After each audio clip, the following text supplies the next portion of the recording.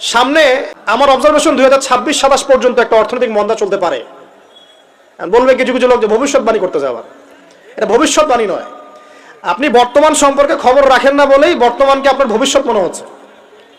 আমাদের honourable minister যারা আছেন ওদেরকে জিজ্ঞাসা করেন, তাদেরকে জিজ্ঞাসা করেন, তারাও বলছেন যে 2023 সাল থেকে 26 সাল খাদ্য মন্দার মধ্যে যাবে। দেখেন নাই, তারা এই কথা বলছেন কারণ তারা বুঝতে পারছেন ওয়ার্ল্ডের অবস্থা ভালো না। এখানে একটা সলিউশন বলছি, ইচ্ছা হলে আপনি গ্রহণ করতে পারেন, ইচ্ছা হলে নাও করতে পারেন। কি উপদেশ? এই যে জাকাত, আমাদের জাকাত যেটা আসে, এটাকে একটু বড় পরিসরে কালেক্ট করার চেষ্টা করতে হবে। করে যদি আমরা সুষ্ঠু বন্টন করতে পারি গরিবদের মাঝখানে, ইনশাআল্লাহ কেউ খাদ্য অভাবে মারা যাবে না ইনশাআল্লাহ। আল্লাহ পাক আমাদেরকে বোঝার তৌফিক দান করুন। এর পাশাপাশি তারা যেটা বলেছেন, ইকোনমিক সেকশনের লিডার যারা আছে তারা যেটা বলছেন এটা ঠিক বলছেন। তারা বলছেন কৃষিভিত্তিক অর্থনীতির কথা বলছেন, এটার সাথে আমি 100% একমত। কারণ আল্লাহ পাকের কোরআন, এই কোরআনের মধ্যে বেশিরভাগ যে অর্থনীতির কথা এসেছে তা হচ্ছে কৃষিভিত্তিক অর্থনীতি। এটা কি জানেন? হয়তো জানেন না। কোরআনে যত ইকোনমিক সিস্টেমের কথা আসছে তার মধ্যে সবচেয়ে বেশি এসেছে কৃষিভিত্তিক অর্থনীতির কথা, তারপর ব্যবসা এবং যাকাত। অতএব তারা ঠিকই বলেছেন, দেশের যারা ইকোনমিক সেকশনে গবেষণা করছেন তারা ঠিক কথাই বলেছেন যে কৃষিভিত্তিক অর্থনীতি হচ্ছে আমাদের অর্থনৈতিক মন্দা দূর করার অন্যতম উপায়। ঠিক বলেছেন, আমি একমত। বিশ্বকে একটা খাদ্য মন্দার দিকে ঠেলে দেওয়া হচ্ছে, বিশ্বকে একটা দুর্ভিক্ষের দিকে ঠেলে দেওয়া হচ্ছে, এবং মহামারীর মধ্য দিয়ে অলরেডি কিন্তু আমাদের বিভিন্ন দেশের ইকোনমিক অবস্থা ভালো না।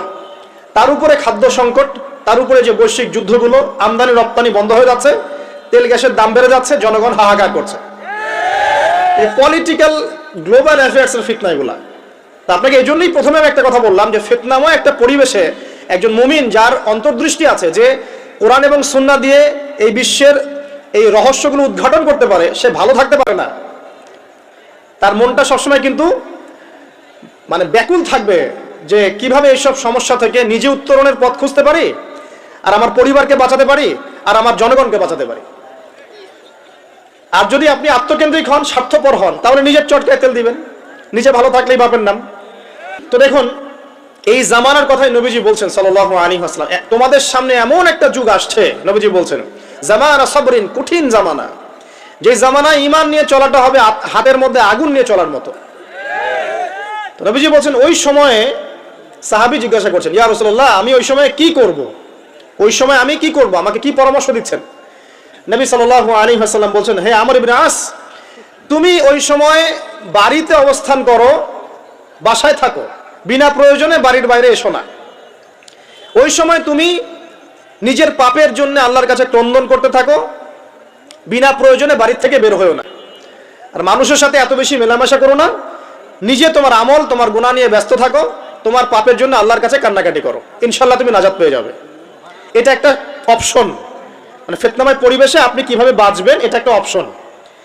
আর একটা হাদিসে গিয়ে নবী সাল্লাল্লাহু আলাইহি ওয়াসাল্লাম বলছেন যে যখন এমন ফিতনাময় পরিবেশ আসবে, তখন যদি তোমরা এই আমর বিল মারুফ নাহি আনিল মুনকার, সৎ কাজের আদেশ, অসৎ কাজের নিষেধ, আমার সুন্নতের উপর অটল থাকতে পারো, তাহলে তোমরা 50 জন শহীদের নেকি পাবে।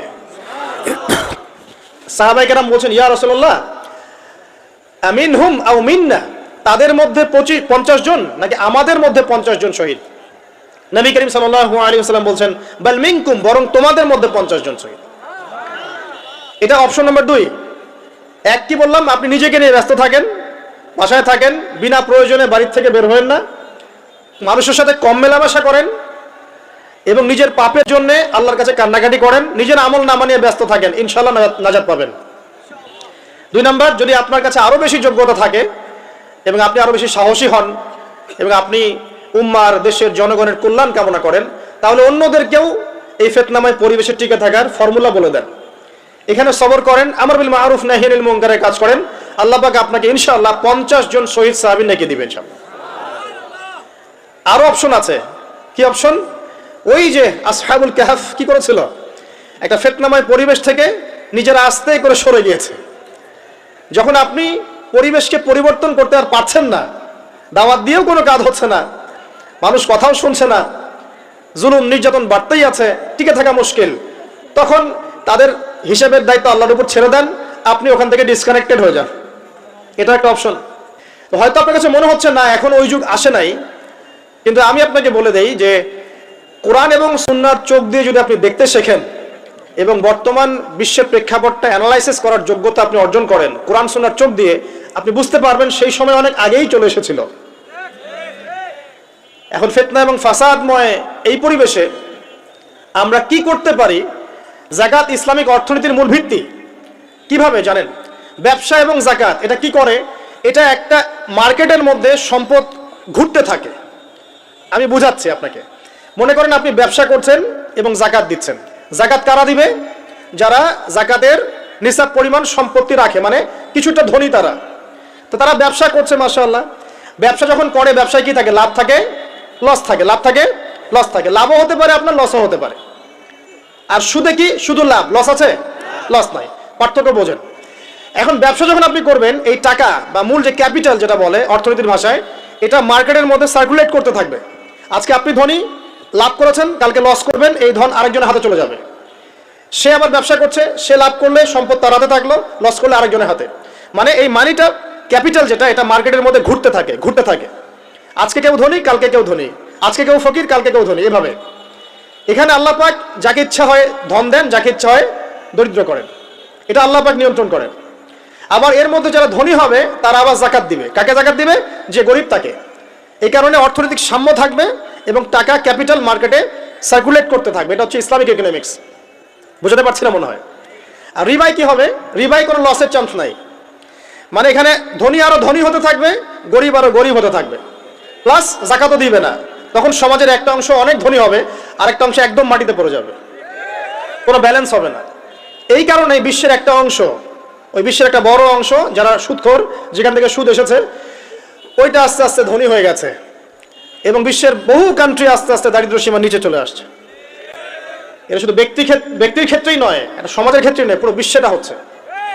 তো এই হলো রিবা এবং ব্যবসা ভিত্তিক, যাকাত ভিত্তিক ইকোনমিক সিস্টেমের পার্থক্য, বেসিক ডিফারেন্স। রিবার মধ্যে আল্লাহ পাক তার হাত উঠিয়ে নেন, আল্লাহ পাক সেখানে আর ইন্টারফেয়ার করেন না। ঠিক আছে, সুদ খাচ্ছ, তুমি তোমার মতো চলো এখন।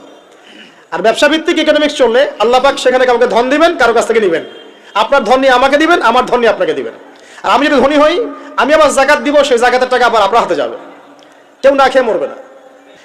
তো যাকাত, যেটা কথা বলছিলাম, বাম দিকে যাকাত আসবে। তো যাকাত আমরা দিব তো ইনশাল্লাহ ভাই। যাদের, শোনেন, বাংলাদেশে এমন অনেক শিল্পপতি আছে যাদের একজনের যাকাতের টাকা দিয়ে একটা গ্রাম চলতে পারে। আর যাকাতের টাকা কিন্তু শুধু এক বছরে আসবে না, প্রতি বছরেই ঘুরে ঘুরে আসবে। মনে করেন যে আপনাদের এলাকার মধ্যে অনেক বিত্তশালী আছেন, আমি দোয়া করি মন থেকে আল্লাহ পাক বিত্তশালীদের অন্তরটাকে নরম করে দিক এবং ওসমান রাদিয়াল্লাহু আনহুর মতো দানশীল করে দিক। আমরা দোয়া করি। আমরা কারো খারাপ চাবো? সবার জন্য হেদায়েতের দোয়া করব। টাকা থাকতে তো সমস্যা নাই, কিন্তু টাকা থেকে যদি উসমান রাদিয়াল্লাহু আনহু হতে না পারলাম তাহলে সমস্যা। টাকা থাকতে কোনো সমস্যা নাই, ধন আপনাকে আল্লাহ দিতেই পারেন। এই ধনটাকে উসমান গনি রাদিয়াল্লাহু আনহুর মতো আল্লাহর পথে বিতরণ করে দেন, ইনশাআল্লাহ আল্লাহ পাক আপনাকে জান্নাতুল ফেরদৌস দান করবেন ইনশাআল্লাহ। তো অনুরোধ থাকবে, দেখেন, আপনারা যদি একটা এলাকার যাকাত কালেক্ট করতে পারেন, মনে করেন কথার কথা এখানে কিছু মেয়ে আছে যারা খারাপ পথে পা বাড়িয়েছে, আমার কথা বুঝতে পারছেন? আচ্ছা, এরকম পল্লী অনেক জায়গা আছে না? এক বছরের যাকাতের টাকা দিয়ে সমস্ত যৌনপল্লীর মেয়েদেরকে কাজ দেওয়া সম্ভব, কর্মে আনা সম্ভব। ওদেরকে কাজের ব্যবস্থা করে দেন, ওরা কখনোই এই সেক্স ওয়ার্কারের কাজ করবে না ইনশাআল্লাহ। কোনো মেয়েই এই কাজ করতে চায় না আমার মতে। কোনো মেয়েই চায় না যে ইজ্জত বিক্রি করে খাবো, কোনো মেয়ে চাবে? কখনো চাবে না। ওকে আপনি ভালো কাজের ব্যবস্থা করে দেন এই যাকাতের টাকা দিয়ে, দেখবেন ইনশাআল্লাহ সে খারাপ পথ ছেড়ে দিয়েছে। অনেক দেখবেন দরিদ্র মানুষ আছে যে পড়াশোনা করার কোনো সুযোগ নাই, টাকা পয়সা নাই, পড়াশোনা করতে চায় কিন্তু টাকা পয়সা নাই, দিনের জ্ঞান অর্জন করতে চায়, দেশকে কিছু দিতে চায়, টাকা নাই। তাকে আমরা হেল্প করতে পারি না? পারি। অনেক মানুষ আছে মাদক দ্রব্য বিক্রি করছে, তাকে বুঝান, দিনের হেদায়েত দেন যে ভাই আমি তোমাকে আরো ভালো চাকরি দিব, ভালো ব্যবসা দিব, তুমি ছাড়বা কিনা? বলবো আমি ছেড়ে দেবো ইনশাআল্লাহ। বুঝালে ছেড়ে দেবে ইনশাআল্লাহ। এই যে মেগা প্রজেক্ট যেটা কথা বলি আমরা, আত্মোন্নয়নমূলক বলেন, যুব উন্নয়নমূলক বলেন, বা কান্ট্রি ডেভেলপমেন্টের কথা বলেন, এখানে যাকাত একটা বড় শক্তি হতে পারে। তবে এটাকে সুষ্ঠুভাবে কালেক্ট করতে হবে এবং যাকাতের যে 8টা খাত আছে এই খাতগুলোতে সুষ্ঠুভাবে বন্টন করতে হবে।